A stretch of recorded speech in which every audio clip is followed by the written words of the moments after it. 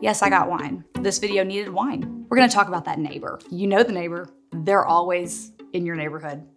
If you don't know who that neighbor is, you might be the neighbor.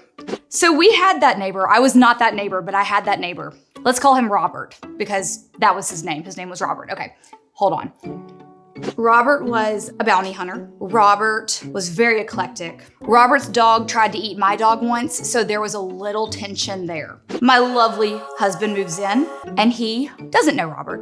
Robert's car is having car trouble, and my lovely, not as confrontational and abrasive as me husband goes and gets a spare part, hooks him up, good to go. Ever since that day, Robert adores Blake.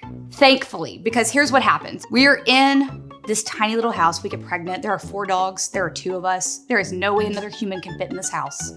We have to move, but I am super attached to this adorable little house. So we're going to rent the house, knowing that Robert is going to be the neighbor of whoever is renting this house. Okay, so this sweet girl, so sweet, moves here from I don't know, Minnesota, never been to Louisiana. She gets to Baton Rouge at 3 o'clock. This happens at 3:05. She goes to park her car in her driveway.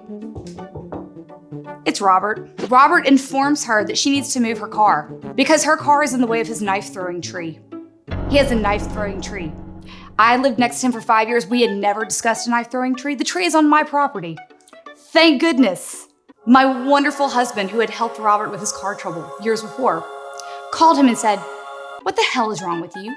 Stop being crazy. This girl just moved here. She doesn't know you. You don't have a knife-throwing tree. Find another tree. And please let her be at peace." So here's the thing. You cannot always choose your neighbors, and there will always be that neighbor. But befriend them, and if you can't do that, then make sure your husband becomes friends with them so they can deal with their drama. That's the knife-throwing tree story.